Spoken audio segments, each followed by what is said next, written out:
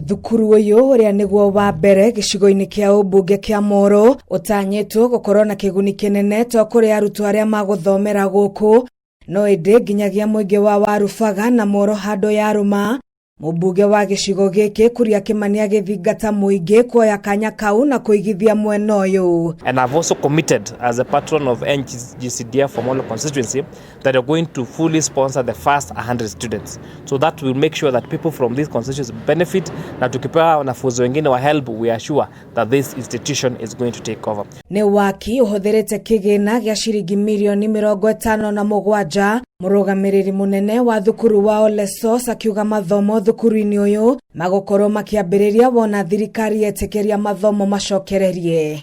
We will be ready as an institution to admit as soon as the country is open. We will admit given the infrastructure that's available.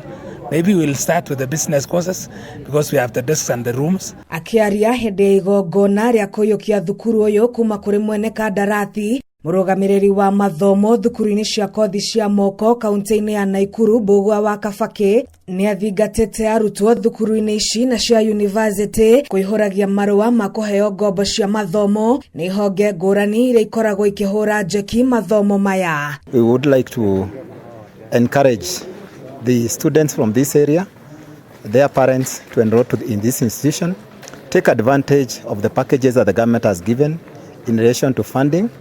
We give a capitation of 30,000 to every student who joins our technical vocational colleges, and the students are still eligible to get higher education board loans for purposes of funding the education in this TVET. Gerifotera Kameme TV kuma thukuru wa kothi cia moko wa warubaga gicigo mbunge kia Molo kaunti-ini ya Nakuru. Ritwa riakwa ni Wangui wa Ndirangu.